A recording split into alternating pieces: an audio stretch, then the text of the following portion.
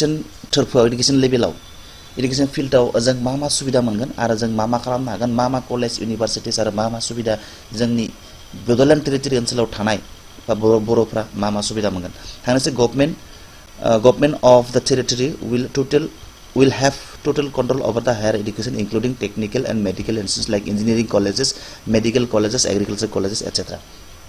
दाना सोलोंथाइ लेभेलाव सोलोंथाइनि फिल्डआव माने बड'लेण्ड टेरिटरिआ बड'लेण्डआ मोननो गोनां जानो गोनां गोरोबथायाव गासैबो सामलायनाय माने कन्ट्रल हायार एजुकेशन टेक्निकेल आरो medical institution engineering college medical college agriculture college बायदि बायदि कलेजफोरनि गासै फुल कन्ट्रला बड'लेण्ड टेरिटरि ओनसोलनि सिङावनो थागोन आरो बड'लेण्ड टेरिटरिया गोसो बायदि गावनि गोसो बायदि बबेयाव मा नांगौ मा नाङा बे गासैखौबो कन्ट्रल बेसां सोर मा एडमिशन मोननांगौ बर'फोरा बेसां पार्सेन्ट बर' मोननांगौ बे गासैबो सामलायनानै मेनेज खालामनानै कन्ट्रल बे फुल कन्ट्रलखौ बे बड'लेण्ड टेरिटरि सुक्तिजों मोनफागोन बेना थांसै दाना The central and state government will provide the following support and assistance खालामगोन मा खालामगोन territory improve quality education within the region quality education बाथ्राखौ मा बुंनो आरो quality education थाखाय बेयो बारा माबा नङा बेबो थाखाय ओरैबाबो बेखौ जोंबो खालामना लानो हागोन बड'लेण्ड टेरिटरि ओनसोलाबो ओमफ्राय नैबे मा हिसाबै following council territory national mention for educational welfare the region बे नांथ'लाया बारा इम्पर्टेन्ट नंला इयो इम्पर्टेन्टखौल' डिसकास खालामगोन जोङो नियम मा दं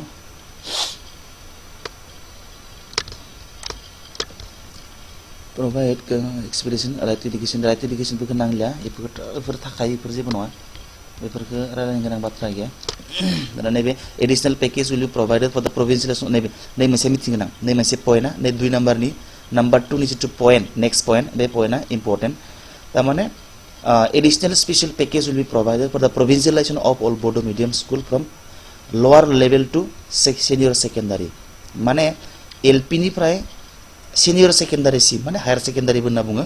हायर सेकेन्डारि सिम जिमान माने provincialize जाय फरायसालिफोर दङ एजुकेशनल इन्स्टिट्यूशनफोर दङ गासैबो भेन्सार एबा नन provincialized बर' मिडियाम स्कुलफोरखौ माने provincialized खालामनाय जागोन बे सुक्तिजों दंफाथारो बेनिखायनो जेसेबां बर' स्कुलफोर एमइ स्कुलफोर हाई स्कुलफोर बा हायर सेकेन्डारि स्कुलफोर भेन्सार जानानै दं बे गासैबो भेन्सार स्कुलफोरा provincialized जाजोबगोन आरो गोबां बे भेन्सार स्कुलफोराव खामानि मावना थानाय गोबां फोरोंगिरिफोरा गोबां माने सुबिदा मोनगोन एबा साख्रि रेगुलार जागोन आरो मोजाङै जिउ खुंलांनो हागोन सो बेयो जोंनि थाखाय बिराद इम्पर्टेन्ट गोबां लाब गोनां मोनसे पइन्ट सुबिदा जों थांनोसै दानिया नैबे जाबाय बेथ' जाबाय बेनि थांनोसै नैबे दा जों बेखौ नायनोसै मा दं बेयाव दा नैबे इस्टाब्लिशमेन्ट सेन्ट्रेल गभर्नमेन्ट फान्डेड राजा महिरंग नेशनेल ट्राइबेल इउनिभार्सिटि मोनसे इउनिभार्सिटि जागोन in Bhairabkunda, Odalguri with special provision for SC candidate in regards to employment enrollment and the university. बेनिफ्राय मा मोनसे इउनिभार्सिटि जागोन बे इउनिभार्सिटि मा राजा महिरंग नेशनेल ट्राइबेल इउनिभार्सिटि मोनसे इउनिभार्सिटि जागोन बे like date of Amarkantak MP नि बायदि मोनसे दङ आरो बेबायदि मोनसे इउनिभार्सिटि जागोन आरो बे इउनिभार्सिटिनि नामा जागोन आरो बे इउनिभार्सिटिनि जिथु खरसा बेखौ गासैखौबो सेन्ट्रेल गभर्नमेन्टआ बानस'गोन बेयाव बीटीसी गभर्नमेन्टनि कुनु बीटी गभर्नमेन्टनि जेबो खरसा पार्टी नङा बे खरसाखौ डाइरेक्ट सेन्ट्रेल गभर्नमेन्टआनो बानस'गोन आरो बेनि जि साख्रि मावनाय बेनि एनरलमेन्ट बे एनरलमेन्टफोराव साख्रि मावनायनि एनरलमेन्टआनो जा साख्रि मावनायनि अनजिमायानो जा बा बै इउनिभार्सिटियाव फरायनाय फरायसाफोरनि एनरलमेन्टआनो जा बेयो बेनि बेलायाव माने एसटीफोरखौ माने जोंनि मानसिफोरखौ स्पेसियेल प्रेफारेन्स होनाय जागोन establishment central university MHRD Government of India apart from the existing Bodo University जितु बड'लेण्ड इउनिभार्सिटि क'क्राझारनि बेनि बादैबो सेन्ट्रेल इउनिभार्सिटि मोनसे गायसननाय जागोन बेनि उनाव मा खालामनाय जागोन मडेल स्कुल गायसननाय जागोन बर' मिडियामनि बर' मिडियामनि थाखाय मडेल स्कुल्सफोर गायसननाय जागोन बेनि उनाव मा खालामनाय जागोन मडेल स्कुल एट डेभेलपमेन्ट मोनफ्रोमबो ब्लकनि सिङाव मोनफा मोनफा मडेल स्कुल गायसननाय जागोन ओमफ्राय बे मडेल स्कुला मा लवार प्राइमारिनिफ्राय जागायजेननानै सिनियर सेकेन्डारिसिम मोनफ्रोमबो स्टेजनिनो मोनफ्रोमबो ब्लक लेभेलाव मोनफा मोनफा मडेल स्कुल गायसननाय जागोन आरो बे मडेल स्कुलफोरनि पेटार्ना सिबिएसइ सिलेबासखौ फल' खालामनाय जागोन सिबिएसइ कर्सनि जागोन स' बेयो जोंनि थाखाय गोबां इम्पर्टेन्ट आरो मिथिनो लागा आरो गोबां सुबिदा गोनां मोनफा मोनफा सुक्तिजों मोनफानाय सुबिदाफोर दानि थांसै जोङो नेक्स्टआव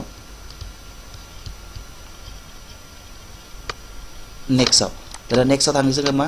नेक्स्टआव दं सेन्ट्रेलि स्पन्सर द प्रजेक्ट इस्टाब्लिशमेन्ट स्कुल एस पार द प्रपोजल इखौ नांथ'ला जोंनो दा थांसै 8 नाम्बाराव दङ 8 नाम्बाराव ए separate इन्स्टिटिउसनेल establishment of National Institute of Technology NIT Central Institute of Technology CIT नि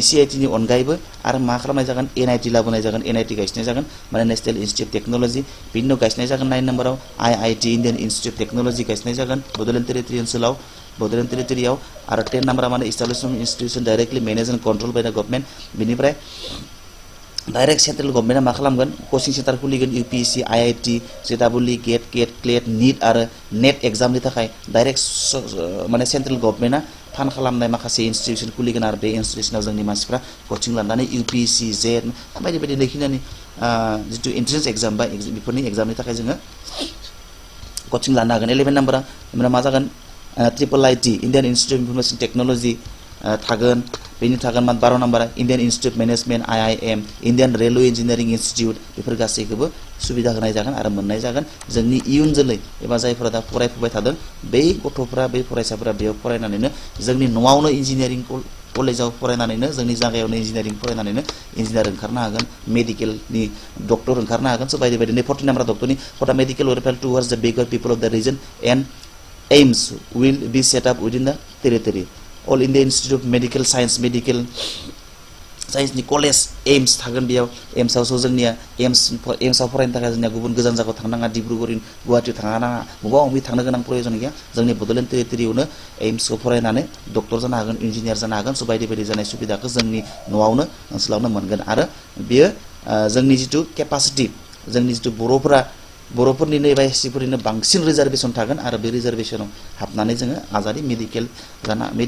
फरायनानै डक्टर जानो हागोन इन्जिनियार जानो हागोन टेक्निकेल लाइनाव इन्जिनियार जानो हागोन स' बायदि बायदि 15 number Bodoland institute of medical science नैबे बिम्स मोनसे थागोन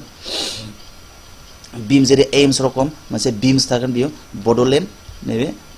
Bodoland institute of medical science with premier technological infrastructure will be established at Odalguri district apart from existing medical college of क'क्राझारनि मेडिकेल कलेजनि अनगायैबो अदालगुरियाव मोनसे थागोन बड'लेण्ड इन्स्टिट्यूट मेडिकेल साइन्स होननाय मोनसे थाबावगोन बेनि सिङाव थानाय माखासे इनस्टिट्यूटफोर थागोन जेरैबायदि cancer institute ayurvedic medical college homeopathic medical college textile engineering college agriculture college बेफोर गासैबो थागोन establishment engineering college at Baksa district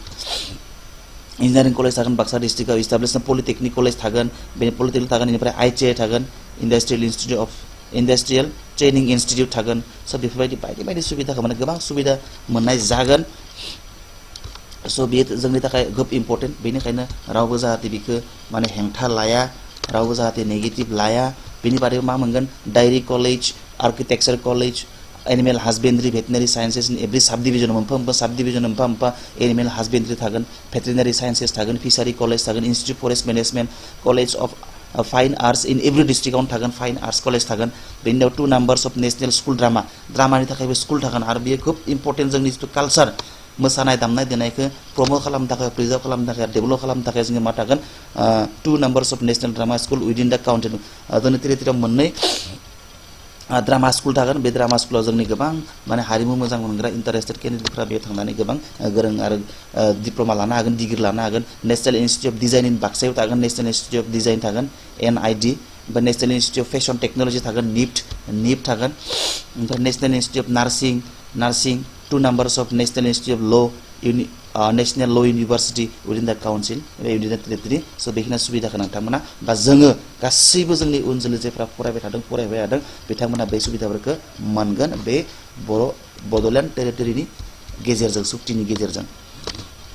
दाना मा दङ नेशनेल इन्स्टिट्यूट नार्सिं फरायबाय इस्टाब्लिशमेन्ट अफ दाना आरो इम्पर्टेन्टआ जाबाय मा 35 इस्टाब्लिशमेन्ट अफ सैनिक स्कुल थागोन आरो सैनिक स्कुलखौ डाइरेक्ट डिफेन्स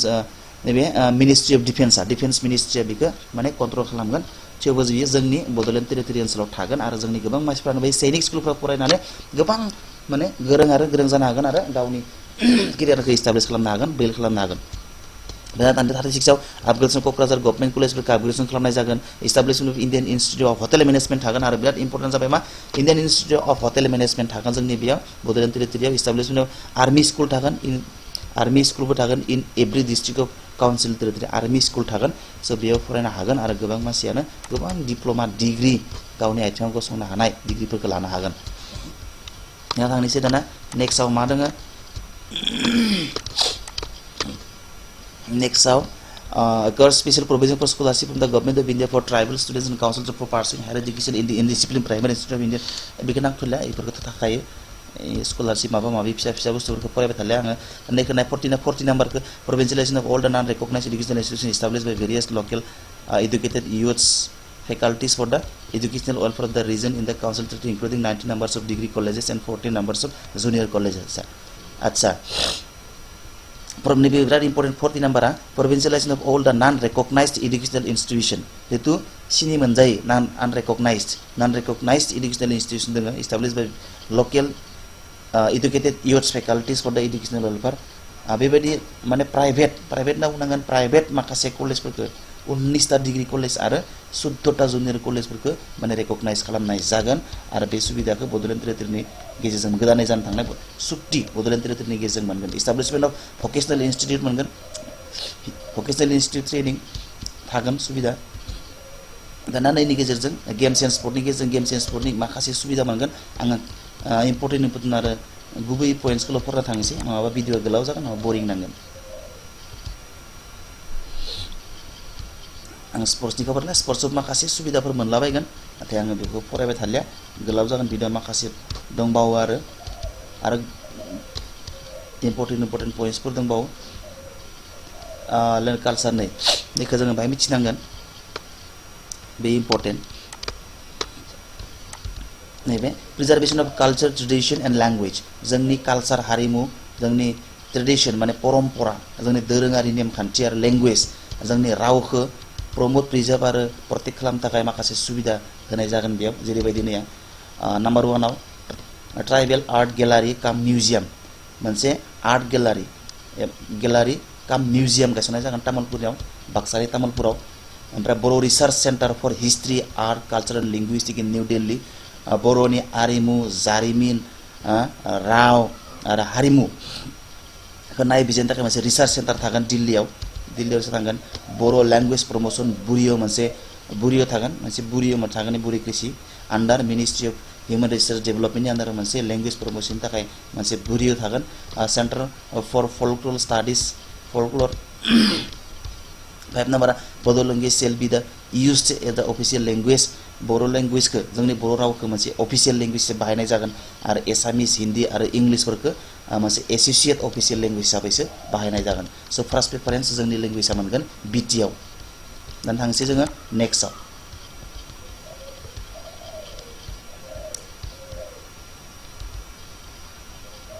दानियाव मिथिनो गोनां मा दङ बेखौ बारा इम्पर्टेन्ट नङा बेखौ मिथिनो गोनां बेखौ फरायला इम्पर्टेन्टखौ आरो मस्ट इम्पर्टेन्टआ जाबाय नै 15 नाम्बारफ्रा उल्टा उल्टि जादों जेबो नङा स' नै 15 नाम्बारा जाबाय बिराद important formation of Bodoland regiment दानाय जागोन एबा बड'लेण्ड रेजिमेन्ट एबा बड'लेण्ड राइफल्स दानाय जागोन आरो recruitment of Bodo' youth in Indian arm forces paramilitary forces and railway police आरो एक्सट्रा माबाथ' बड'लेण्ड रेजिमेन्ट एबा बड'लेण्ड राइफल्स दानाय जागोनानो बेनि बादैबो माखासे बर' सेंग्राफोरखौ मा सुबिदा होनाय जागोन पेरामिलिटारि फर्सेस जेरैबायदि BSF SCISF CRPF बेफोराव रिक्रुटमेन्ट होनाय जागोन आरो रेलवे पुलिसफोराव माखासेफोरखौ गोबां माने रिक्रुटमेन्टनि गेजेरजों स्पेसियेल प्रभिजन होनानै माखासे रिजार्भेसन होनानै बर'फोरखौ सोसनना लानाय जागोन आरो बियो बड'लेण्ड टेरिटरि जानो गोनां सुक्ति बे सुक्तियावनो थाफादेरगोन नैबे जाबाय इम्पर्टेन्ट बेखौ मिथिथारनांगोन बेयाव मा दं बेखौनो बुंखाबाय आङो recruitment of 5000 Bodo' and other indigenous schedule tribe 5000 Bodo' सेंग्राफोरखौ माने फलोइं डिस्ट्रिक्ट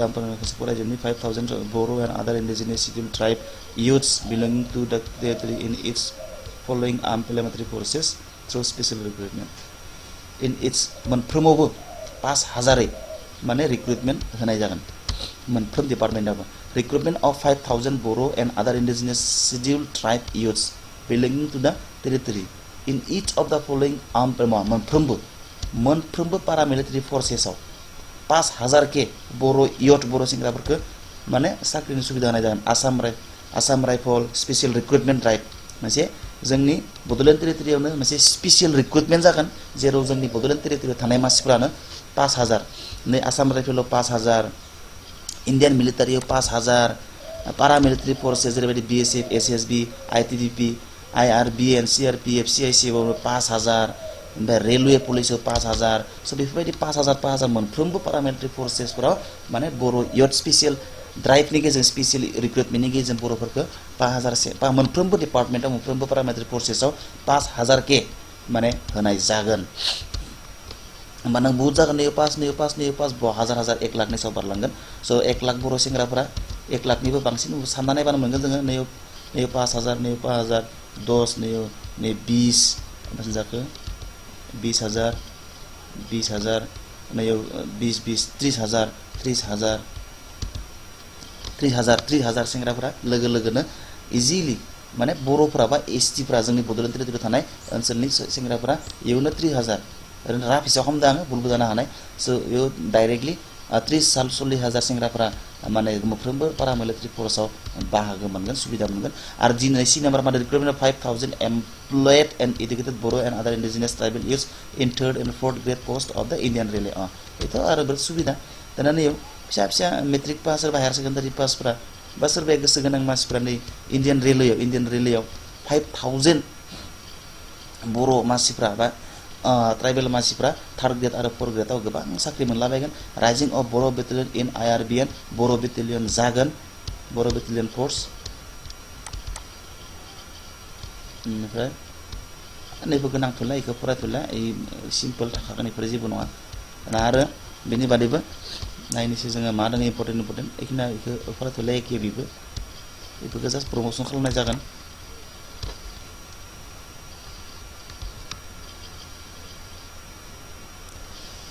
गोनांथ'लिया इफोरो जास्ट इफोरखौथ' जाखागोनानो लेखा नायनोसै दाना ट्रेड एन्ड कमार्स इखौबो नांथ'लिया सिम्पोल मावनो हाखानाय गोबां इम्पर्टेन्ट फरायलांबाय थानोसै आङो इनार लाइन पारमिट दा बिराद मिथिनो गोनां बाथ्राया जाबाय बिराद इम्पर्टेन्ट आरो बिराद लाब गोनां मुलाम्फा गोनां मोनसे खामानि जाय सुक्तिनि गेजेरजों फैफागोन बे जाबाय मा इनार लाइन रेगुलेसन माने इनार लाइन पारमिट जों बे रेगुलेसननि गेजेरजों जोङो इनार लाइन पारमिट बानायना लानो हागोन इनार लाइन पारमिट माने जेरैबायदि भुटानाव थाङोबाथाय गेटआव चेकिं खालामो जोंनिबो बड'लेण्ड टेरिटरियाव जि गुबुननि मानसि फैब्ला जोंबो गेटआव बिसोरखौ चेकिं खालामगोन डकुमेन्टस होलानांगोन बिसोरो महा थांनो फैदों माब्ला थांगोन माब्ला फैगोन मा नायगोन बे डिटेल्सखौ बिसोरो बे इनार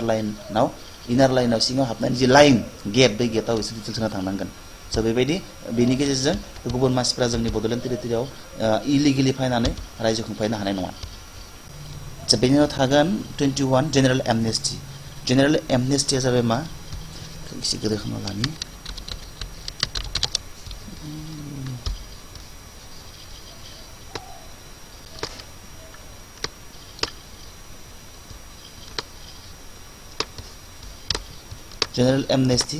General amnesty जाय मा the government of India shall grant general amnesty to the convicts of NDB नि NDB फोरनि जिमान केसेस दं जायफोरा सोरबा जेलाव दं सोरबा माबा बेलेग केस दं बे गासैबो केसआव उइथड्रल जागोन सरकारा उइथड्र खालामनानै लागोन आरो गासैबो एनडिपिफोरा जेलनिफ्राय फैगोन आरो जायखिजाया केसनिफ्राय बारग'जोबगोन आरो बेबो बे सुक्तियावनो थाफागोन बेनि दङ मा इम्पर्टेन्ट नैबे इनफरमेशन जाबाय दाना नैबे relief and rehabilitation for empowering the economical stability of the families of NDP cadres and leaders who sacrificed long years if their lives were interest the governments have instantly provide relief and rehabilitation to the NDP members after the memorandum of settlement बेसना थानायनि relief माने रिलिफनि आरो रिहेबिलिटेशननि थाखाय सुबिदा provide खालामगोन सरकारा जायफोर एनडिपि महरैनो जिउ खोमालांबाय sacrifice खालामबाय हारिनि थाखाय बिथांमोननि थाखाय सरकारा रिलिफ आरो रिहेबिलिटेशननि सुबिदा खालामगोन बिनि उनाव दङ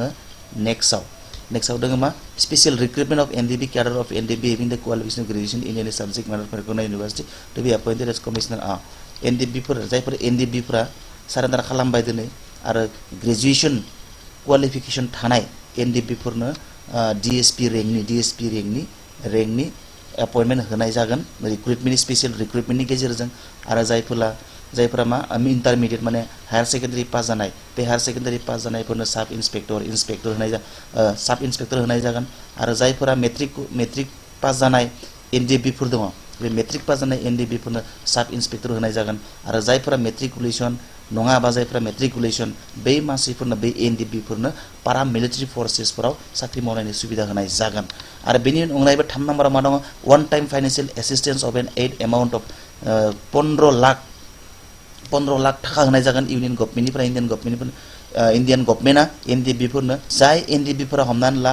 पारा मिलिटारि फोर्सेसआव जइन खालामनो हालिया बा जायखिजाया साख्रि मावनायनि सुबिदा हालिया मानोबा हमना ला बियो फिजिकेलि हेन्डिकेप जालांबाय बा हमना ला बियो जेबो साख्रि मोननायनि माने जैग' एलिजिबल गैला बे NDB बै रोखोमनि NDB फोरनोबो वन टाइम फाइनेंशियल एसिस्टेंस होनाय जागोन 15 लाख के सासेयाव 15 लाख के फाइनेंशियल एसिस्टेंस होनाय जागोन आरो बेनि अनगायैबो थांनोसै दाना नेक्स्टआव दङ मा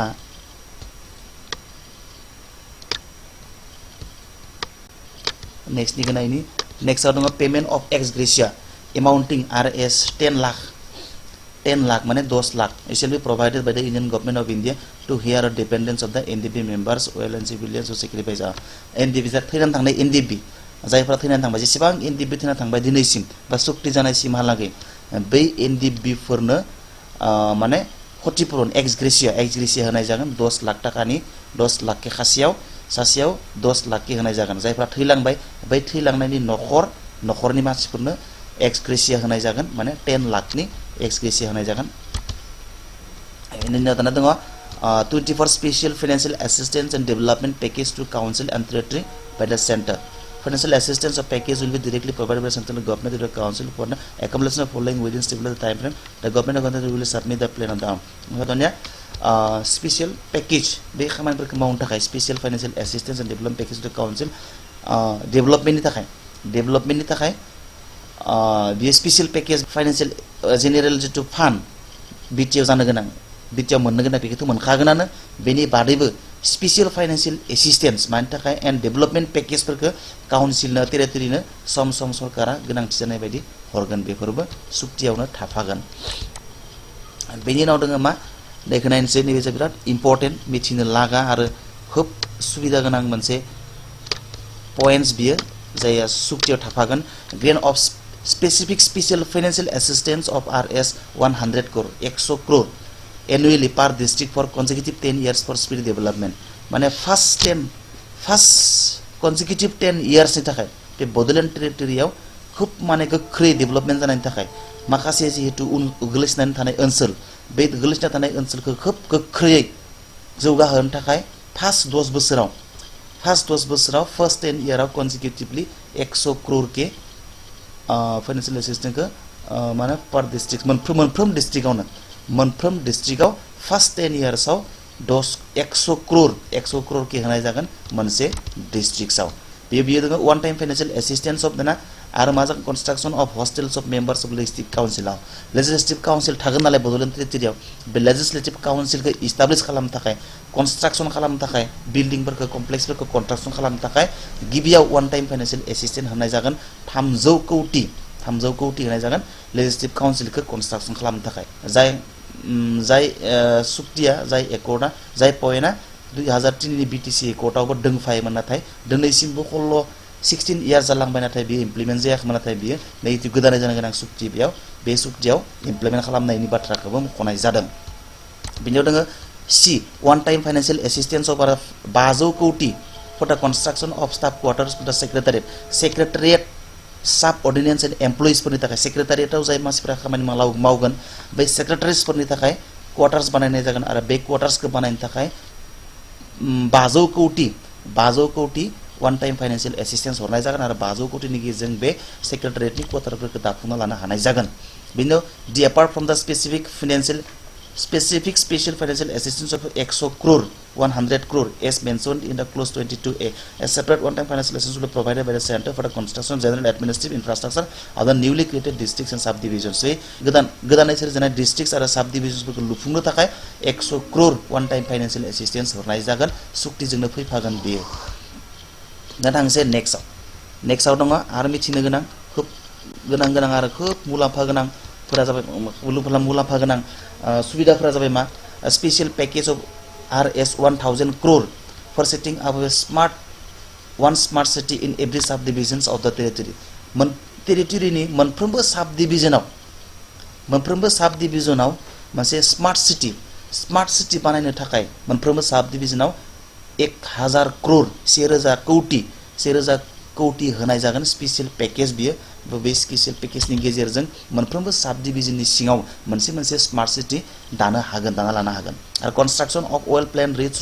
बेथ' लामा सामाखौ बुंनांला थाखागोन बियो होननानै गोसोबुंनि आं फानफोरखौ special package of RS 1000 crore for construction of the black top roads connecting every village इखौ नांलिया 1000 को लामा दालां बानायनायनि थाखाय स्पेशल पैकेज अफ 1000 crore बेबो 1000 कोटी construction of four lane roads connecting the national highway from all districts lama dalang banayni थाखाय बे मा 1000 crore थागोन बियो four lane बानायनि थाखाय हाईवे फोरखौ मोनहैनायसिम कानेक्ट खालामनाय रास्ताफोरखौ बानायनाय जागोन बेफोरनि थाखाय माने रास्ता माबा हान्थामेलानि थाखाय 1000 crore in one a four lane alternative national highway necessary fly over the bridges across the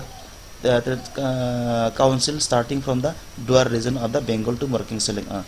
national highway बनाय जागोन बेनिफ्राय दुआर region of Bengal नि Working Select सिम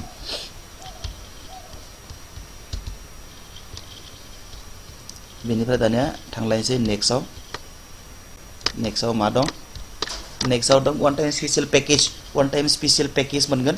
मानि थाखाय फर डिजिटाइजेशन अफ ऑल द एजुकेशनल इंस्टीट्यूशन माखासे एजुकेशन गासैबो एजुकेशनखौ डिजिटलाइज खालामनो थाखाय 50 crore माने 50 कोटी फैसा होनाय जागोन स्पेशल पैकेज जागोन बियो special package of RS 50 crore rupees will be provided by the center for the construction community space community center बनानो थाखाय 50 crore थाखा बेनि 50 crore additional package of 50 crore will be provided by the center for upliftment of the local language literature preservation थाखाय 50 crore फागोन पैकेजजों लोगोसे माबाजों एकर्डजों लोगोसे बेफोर जाबाय special पैकेजनि बाथ्रा ओरैनो जेनेरेल जितु फिक्स फान्ड बे थागोनानो बेफोर जाबाय स्पेशल फान्डनि बाथ्रा सोंबाय थादो बेनि उनाव दा नैबे मा special central grain in amounting rupees 30 crore will be sanctioned for the construction and development of model sports field बनायनो थाखाय नैबे special grain in centre amounting 5 crore will be sanctioned and provided every 3